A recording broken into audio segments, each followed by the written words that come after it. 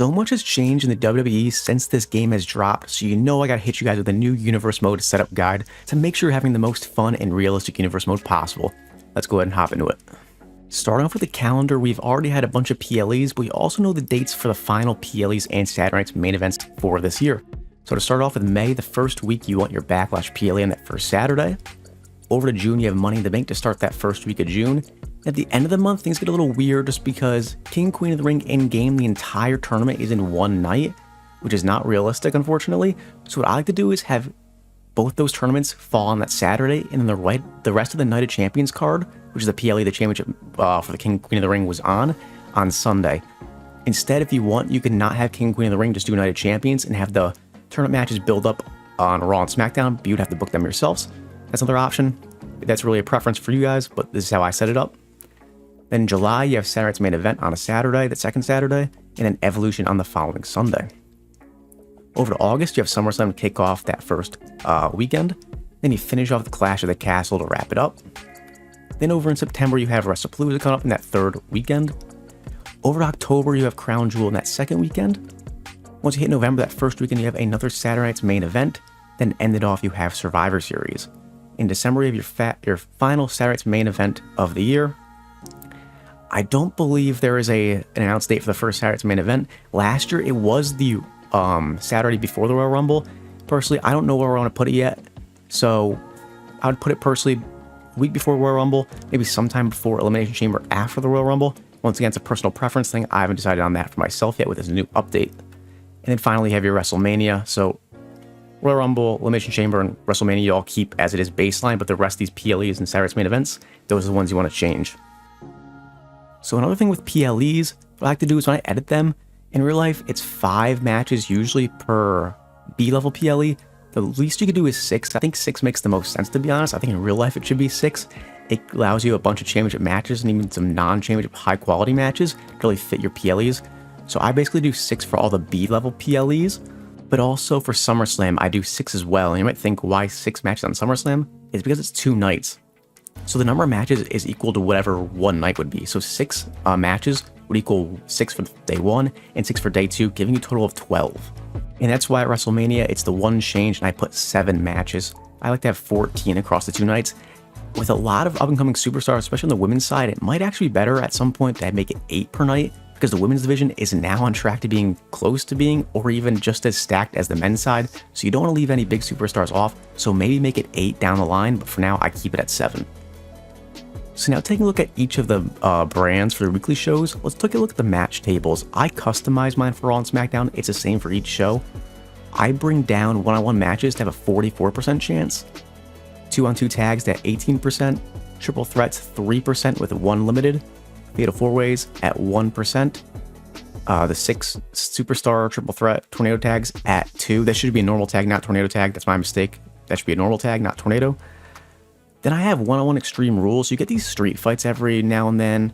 You know, those Sheamus versus Rusev ones recently. So I put a 2% chance. That way you get usually 2 or 3 per year on your weekly shows for each brand. That makes a lot of sense. Backstage brawls are a huge thing in real life. Unfortunately, you don't have backstage promos, but backstage brawls are a good way to really show off these rivalries. So what I like to do is have it at 30% chance and limited to 1 per show. That way you get a good amount of them per year. It's not going to happen every single week, but enough to where it really shakes up the dynamic of your rivalries and really brings out differences in matches on your shows and is pretty realistic. So when it comes for match cards of the PLEs, I generally keep them the same. Sometimes I like to change it up for WrestleMania. Maybe I had an ambulance match the year before, so I take that off of the match card possibility and I maybe instead put like a Hell in a Cell or a Steel Cage. It's really up to you. There's no correct way to do it. They're usually set so it lines up. If there's a certain stipulation on a certain PLE, it'll automatically do it to begin with. So there's not a big reason to change them, but really WrestleMania is the biggest show, SummerSlam too. So maybe for your own creative fun, change up however you want. There's no correct way to do it, no way that I would say you should do it. Just do whatever you want. Back over the weekly shows, we have to go over the roster. There's so many changes, and don't go to WWE.com and check out their roster because it's actually not up to date right now. A couple of superstars are off with their brand, and some of them are just accidentally left off entirely. So what you want to do is you want to follow what I have here. I'm going to go through it quick and talk about a couple things while I do it. For one, Roman Reigns has been off TV for a while, but when he's been back on, he's been on Raw and SmackDown. So I've had him on both, but maybe if you want him on one brand, just do Raw so we can continue his thing with Seth Rollins right now, because that feud is definitely going to continue, even with the CM Punk storyline with it, even with Jay and LA Knight involved. So I would say keep him on Raw if you want him on one brand, but I like him on both. Same thing for John Cena. I have him on Raw and SmackDown because he's been on both. The year is almost over for him, so maybe you take off entirely if you don't want to use him. But for me personally, I like to keep him on both brands.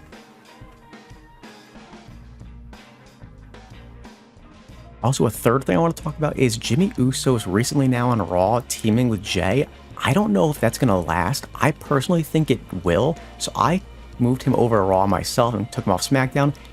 And we'll talk a little bit more about what you want to do for the title divisions with them. But for now, I think it makes sense to keep him on Raw, because even if they don't stay as a tag team, you think that alliance would stay, especially with Roman being on Raw now too, and really forming that bloodline connection still. So I think that makes a lot of sense for keeping him on Raw. But if you want Jimmy on SmackDown, then, go ahead and keep him on SmackDown. That choice is really up to you. Okay, let's go ahead and look at the champions real quick on Raw before the divisions. So Seth is obviously your world champion. Dom is your IC champion. Your tag champs are the Judgment Day. Io, right now, no one has a title, but I think Io's going to win it. It's going to lead to a storyline with Asuka, so I have Io as the champ. Your tag team champs are obviously Alexa Bliss and Charlotte Flair. And then Becky Lynch is your IC champion. Cody is your WWE champion. Sammy is your US champion. The Wyatt Six are the tag champs. Tiffany Stratton is the women's champion. Well, already went over the tag team champions. And Julia is your US champion.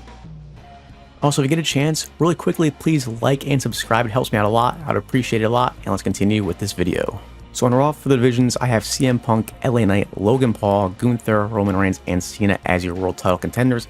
Obviously, realistically, Gunther's going to be away for a little bit. Cena's not going for it again, but to really beef it out, I added them. Same with Logan Paul. Jay's obviously not there. It's because I'll get that in a second.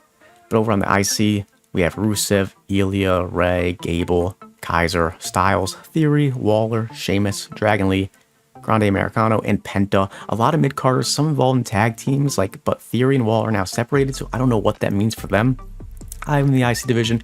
You can keep them off the divisions entirely. It's really up to you, but just keep it deep. I added them just to make it fresh with a lot of different contenders. Over to the tag side, I'm keeping Jimmy and Jay in here as contenders for the tag titles. I don't know what to do with them. Same with Braun Breaker and Bronson Reed. I want to make sure they're booked, so I want them in a division, because that makes it so they're definitely going to get booked. Because if they're in the other section, I don't think they get booked. So I don't really want them chasing the tag titles right now, personally, because I don't think it's realistic for what the storylines are. But down the line, I think it makes sense, so I keep them there with the Creeds, the New Day, Eric and I for the Warriors, and these tag teams left. Then the women's side, you have Stephanie Vaquer, Liv Morgan, Rhea, Naomi. She's gone, obviously, right now. But I keep her on personally. If you don't want to keep her on, it makes sense, obviously. And then Lyra.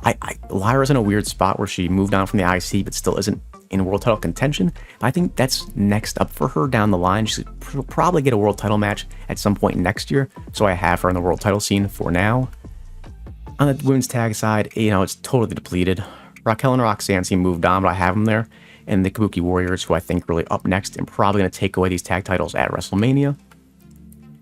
Women's IC side, Bayley, she's in flux right now. Not sure what's going on with her, but I have her in here with Ivy Nile, Maxine Dupree, and Natalia. Over on SmackDown, for the WWE title, I have Drew McIntyre, Jacob Fatu, who's in flux, Randy Orton, Roman Reigns, Damian Priest, and John Cena.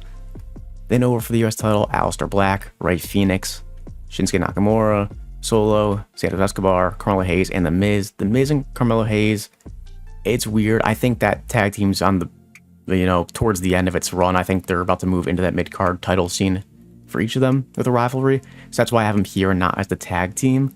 But obviously, if you want to keep it realistic for what it is right now, you can probably make them a tag team. But for this, I've chosen to keep them separate. Over the tag teams, you have Fraxium, Bloodline, Lower City, DIY, the Street Profits, Los Gardos, and then Pretty Deadly.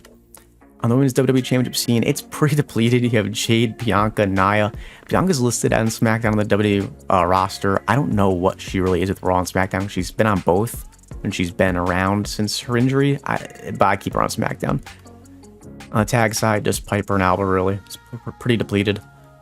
And then for the US side, it's a little strong. I have Candice, Lena, Chelsea, B-Fat, and Michin. And then you have some left here in the other section. I didn't really find a fit for anyone. Maybe throw a Jeff Cobb in the US title scene, but it feels weird solo there. Same for a lot of these guys. I'm not sure what to do with them, to be honest.